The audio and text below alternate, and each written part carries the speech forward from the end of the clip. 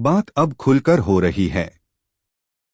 जब भारत के deputy army chief जैसे ऊंचे पद पर बैठे अधिकारी खुलकर मीडिया में ये कहें कि हमारी एक सीमा है, लेकिन दुश्मन तीन हैं, तो समझ लीजिए कि हालात कितने गंभीर हो चुके हैं।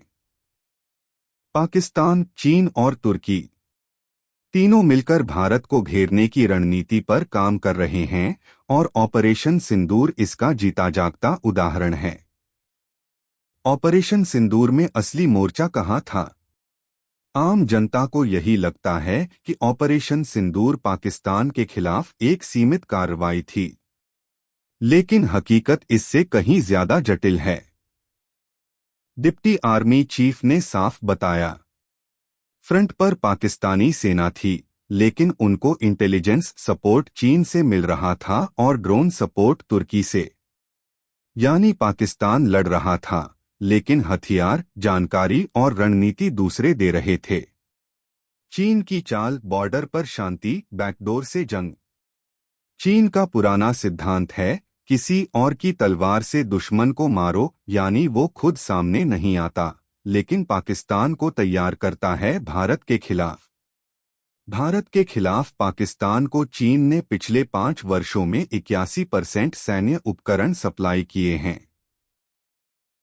यही नहीं, चीन अपने हथियारों का ट्रायल भी भारत के खिलाफ ही करवाता है, पाकिस्तान के हाथों। ये सिर्फ जंग नहीं, एक तरह की लाइव लैबोरेटरी बन गई थी पाकिस्तान के जरिए। तुर्की का रोल बैराक्टर से लेकर बैकअप तक। बहुत से लोग तुर्की को सिर्फ एक हथियार सप्लायर मानते हैं, पर सच्चाई ये है कि ऑपरेशन सिंदूर के दौरान तुर्की ने इमरजेंसी बेसिस पर न सिर्फ 72 ड्रोन दिए, बल्कि अपने विशेषज्ञ भी पाकिस्तान भेजे। यह कोई सामान्य व्यापार नहीं था, यह एक रणनीतिक हस्तक्षेप था। पाकिस्तान का न्यूक्लियर ब्लफ बेनकाब हो गया है। इमरान खान अक्सर न्यूक्लियर धमकियों का सहारा लेते थे। अगर हमला हुआ तो न्यूक्लियर जंग होगी।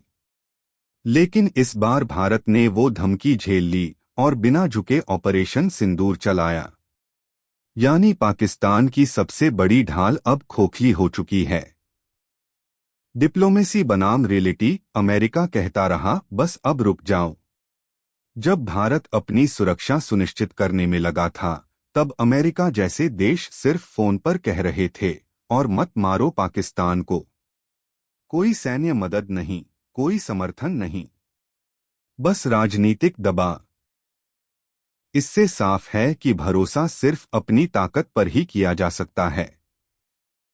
क्या ऑपरेशन सिंदूर का विराम मास्टर स्ट्रोक था? डिप्टी आर्मी चीफ का मानना है, ये एक रणनीतिक निर्णय था। हमने दुश्मन की तैयारी, पाकिस्तान की स्थिति और चाइनीज हथियारों की कार्यक्षमता का पूरा आकलन कर लिया। अब भारत अगली बार और बड़े स्तर पर तैयारी के साथ उतरेगा, थलसेना, नौसेना और वायुसेना के संयुक्त हमले की योजना के साथ। भविष्य की तैयारी सिर्फ पाकिस्तान के लिए नहीं। चीन 5th जनरेशन फाइटर जेट्स अभी तक पाकिस्तान को नहीं दे रहा, जो भारत के लिए राहत की बात है। डिजिटल वॉरफेयर, आने वाला युद्ध सिर्फ जमीनी नहीं होगा, साइबर, सैटेलाइट और कम्युनिकेशन पर भी होगा। भारत की तैयारी, आत्मनिर्भरता बढ़ रही है, रूस पर निर्भरता कम हो रही है और घरेलू डिफेंस टेक्नोलॉजी का विकास तेज हो रहा है। दलाई लामा विवाद, भारत का स्टैंड क्यों जरूरी है?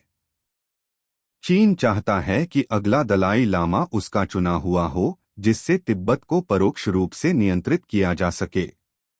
लेकिन मौजूदा दलाई लामा ने साफ कर दिया है कि अगला लामा भारत में बसे गदेन फोडर ट्रस्ट के जरिए तय होगा।